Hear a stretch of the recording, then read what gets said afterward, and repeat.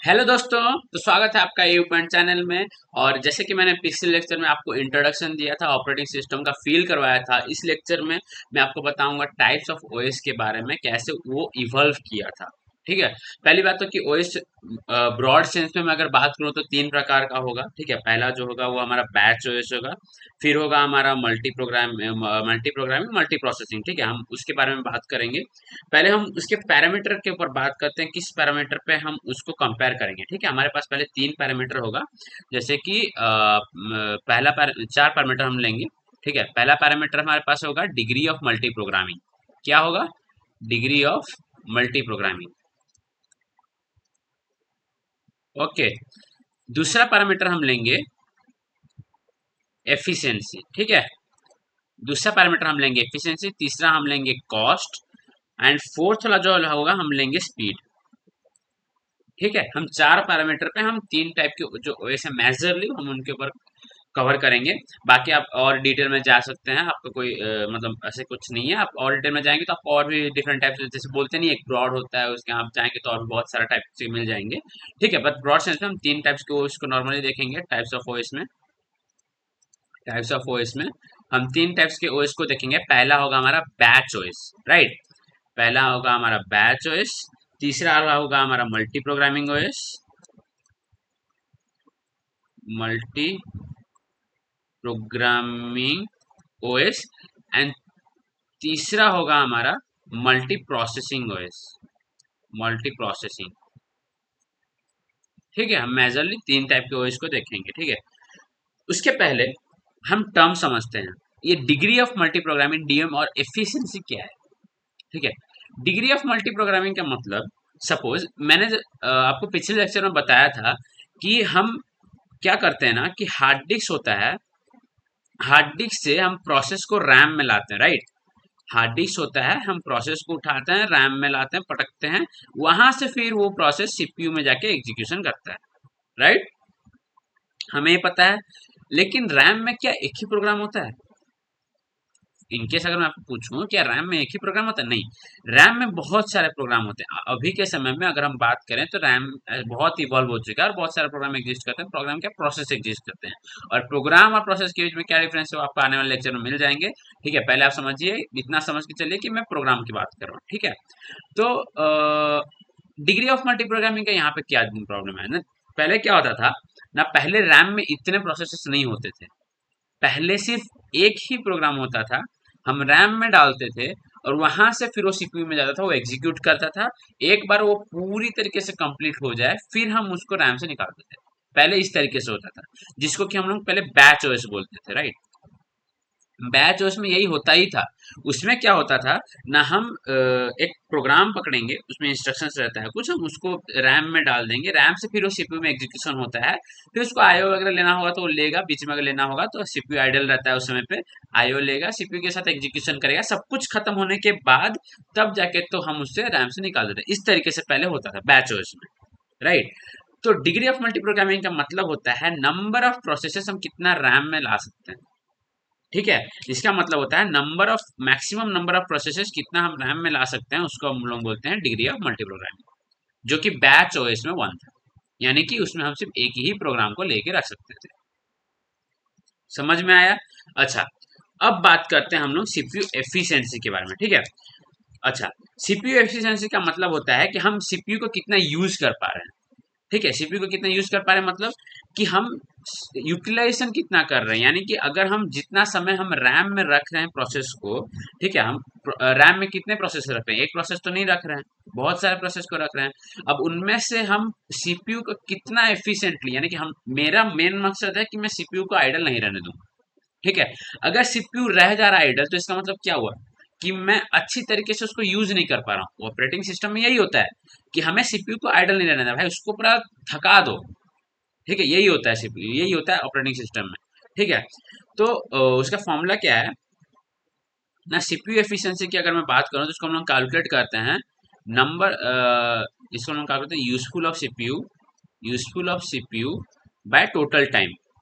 Total time, इसका मतलब क्या हुआ? इसका मतलब हुआ कि हम सीपीयू को कितना टाइम यूज कर रहे हैं डिवाइड में वो कितना टाइम सारा प्रोसेस रैम में रह रहा है। ठीक है, इसको हम लोग बोलते हैं एफिशिएंसी। ठीक है। अच्छा, कॉस्ट तो आपको पता है, स्पीड भी आपको पता है, ठीक है, इसमें कोई ये प्रॉब्लम नहीं है।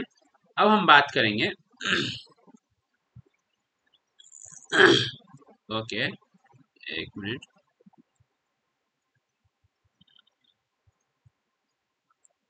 एक मिनट देना, हाँ। तो अब हम बात करते हैं इन इन तीनों के डिफरेंस के बारे में। सबसे पहले आता है बैच ओएस। मुझे एक बात बता, मैंने जब आपको बोला कि बैच ओएस में हम एक प्रोसेस डालते हैं, यानी कि एक प्रोग्राम हम रैम में डालते हैं और सीपीयू को एग्जीक्यूशन करने के लिए देते हैं, तो बैच ओएस में क्या होगा? डिग्री ऑफ मल्टी प्रोग्रामिंग कम होगा, ऑब्वियसली वन होगा। तो बैच ओएस में हमारा degree of multi programming one होता है, जो कि सबसे कम होता है। मल्टी प्रोग्रामिंग ओएस का मतलब क्या हुआ? मल्टी प्रोग्रामिंग ओएस में क्या इवोल्यूशन हुआ ना, हम अब क्या करने लगे ना, रैम में हम एक प्रोसेस को नहीं रखेंगे, हम लोग क्या करेंगे ना, रैम में मल्टीपल प्रोसेसेस को रखेंगे, यानी कि मल्टीपल प्रोग्राम्स को हम रैम में रखेंगे। अब उनमें से जिसको भी एग्जीक्यूशन करना है सीपीयू में, हम एक एक करके एग्जीक्यूशन करेंगे, यानी कि ये एक रैम होगा, ठीक है। इस रैम में एक के जगह पे अब मल्टीपल प्रोसेसेस रहेंगे, ठीक है। अब वो मल्टीपल प्रोसेसेस में से एक एक करके सीपीयू में जाएंगे और जाके तो फिर वहां पे जाके वो एग्जीक्यूट करेंगे, राइट। ये होता है हमारा मल्टी प्रोग्रामिंग। अब बात करते हैं मल्टी प्रोसेसिंग ओएस में। मल्टी प्रोसेसिंग ओएस में क्या होता है ना, आप लोगों ने सुना होगा हेक्सा कोर, ऑक्टा कोर, सुना है कि नहीं? वो कोर क्या है ना, हम लोग अभी के समय में क्या होता है ना, मोस्टली कोर्स में सीपीयू को डिवाइड किया गया। मतलब क्या हुआ ना, हम लोग बोल सकते हैं कि कुछ सीपीयू के कोर्स होते हैं, डिफरेंट कोर्स, यानी कि डिफरेंट सीपीयू समझ लीजिए, ठीक है, इस तरीके से सीपीयूज होते हैं। मल्टी प्रोसेसिंग में क्या होता है ना, रैम से सिर्फ एक ही अगर इसको हम सीपीयू बोले तो एक ही सीपीयू में नहीं जाएगा वो, एक एक प्रोसेस करके अगर हम इसमें अलग अलग रैम अलग अलग सीपीयू में डाल दें तो एक ही बार में चार प्रोसेसेस रन हो सकते हैं, ठीक है। तो हम लोग इसी को बोलते हैं मल्टी प्रोसेसिंग।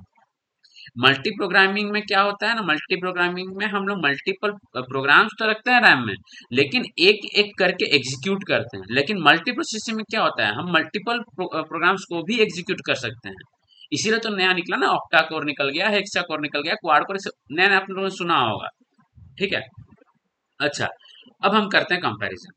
सबसे पहले अगर हम लोग बात करें कंपैरिजन के बेसिस पे डिग्री ऑफ मल्टी प्रोग्रामिंग में, ठीक है, तो किसका डिग्री ऑफ मल्टी प्रोग्रामिंग सबसे कम होगा? ऑब्वियसली बैच और इसका सबसे कम होगा, राइट। मल्टी प्रोग्रामिंग में डिग्री ऑफ मल्टी प्रोग्रामिंग का क्या होगा ना, इसमें तो वही, जितना रैम का स्पेस है उसके ऊपर डिपेंड करेगा, जितना रैम का स्पेस उतना अच्छा, उतना ज्यादा डिग्री ऑफ मल्टी प्रोग्रामिंग, ठीक है, उसके ऊपर डिपेंड करेगा कि इसमें इसके केस में डिग्री ऑफ मल्टी प्रोग्रामिंग ज्यादा होगा, राइट। सेम मल्टी प्रोसेसिंग के केस में अगर मेरा रैम ही एक है तो डिग्री ऑफ मल्टी प्रोग्रामिंग क्या होगा? सेम ही होगा ना, तो लगभग सेम सिमिलर ही होगा। अब बात करते हैं एफिशिएंसी की तरफ। अच्छा, अब मुझे एक बात बताओ, तीनों में से सबसे खराब एफिशिएंसी किसका है? बैचर्स, ठीक है। कैसे ना, देखो, मैंने क्या किया, मैंने बोला कि भाई देख, बैच में मैं क्या कर रहा हूँ ना, रैम में एक प्रोसेस को डाला, मैं बोला कि जब तक ये कंप्लीट नहीं होता है तब तक मैं वेट करूंगा, राइट। सपोज कि कुछ ऐसा समय आया कि सीपीयू को काम करना पड़ा ओनली 2 सेकेंड, और इसको आयो का काम पड़ा, आयो के लिए भी इसको रैम में रहना पड़ेगा, समझ ले भाई। ऐसा नहीं है कि बिना आयो हार्ड डिस्क में भी पॉसिबल है, वो किस केस में होगा मैं बताऊंगा, लेकिन आयो के लिए भी इसको रैम में डालना पड़ेगा, ठीक है। अच्छा, सपोज कि ये सीपीयू के साथ एग्जीक्यूशन किया, करने के बाद इसको आयो चाहिए, आयो के लिए वो 10 मिनट ले गया, और फिर अगेन सीपीयू के पास आया 3 सेकेंड के लिए, यानी कि टोटल 5 सेकेंड के लिए सीपीयू का यूटिलाइजेशन सिर्फ 5 सेकेंड किया, लेकिन वो टाइम कितना लिया? 10 मिनट्स प्लस 5 सेकेंड। समझ में आ रहा है मैं क्या बोल रहा हूँ? तो इसका मतलब मैं उतना समय क्या वेस्ट ही किया ना मैंने। यही है बैच ओएस का सबसे बड़ा डिमेरिट, जो कि सॉल्व किया हमारा मल्टी प्रोग्रामिंग ओएस ने। मल्टी प्रोग्रामिंग ओएस क्या कहता है, ये क्या बोलता है ना, मैं क्या करूंगा कि एक ही प्रोसेस को या एक ही प्रोग्राम को मैं नहीं डालूंगा इसमें, मैं क्या करूंगा ना, मैं भी मल्टीपल प्रोसेसेस यानी कि मल्टीपल प्रोग्राम्स को डालूंगा।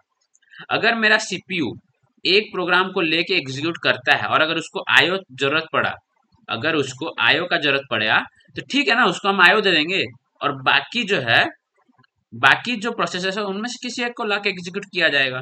कुछ प्रॉब्लम तो नहीं है ना भाई, कुछ तो प्रॉब्लम नहीं है। तो यही चीज हमारा मल्टी प्रोग्रामिंग ओएस बोलता है, वो बोलता है कि भाई देख, एक एग्जीक्यूट कर रहा है, उसको कुछ लफड़ा हुआ, ठीक है भाई, हम दूसरा भेज देंगे, समझ में आया? ये चीज होता है मल्टी प्रोग्रामिंग में।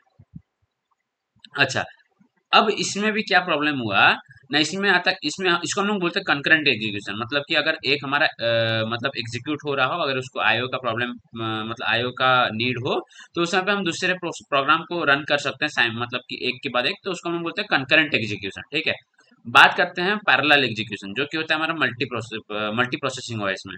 उसमें क्या होता है ना, हम क्या करते हैं ना, एक ही बार में बहुत सारे प्रोसेस को एग्जीक्यूशन में डाल देते हैं।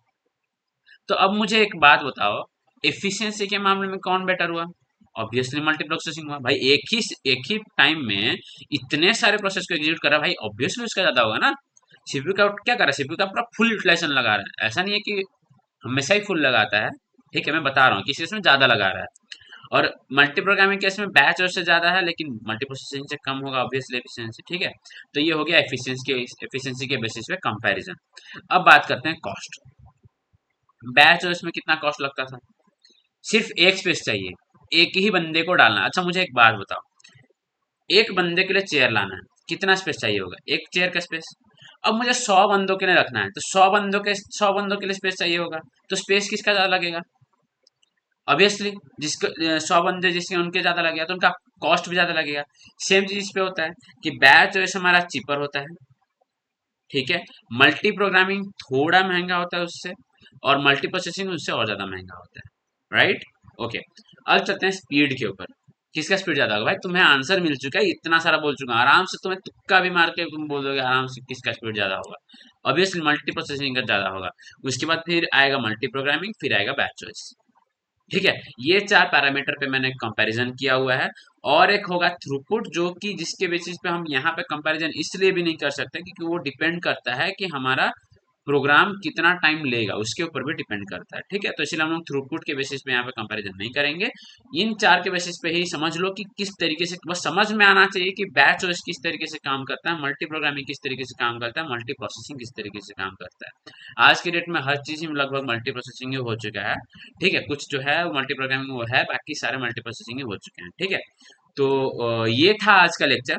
बस अब कमेंट आउट करते रहना भाई, मुझे समझ में आना चाहिए कि भाई तुम लोग एंजॉय करो, एंजॉय नहीं करो भाई क्या फायदा भाई।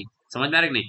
तो तुम लोग लाइक सब्सक्राइब करो, शेयर करते रहो, और आगे के वीडियो के लिए बाय बाय।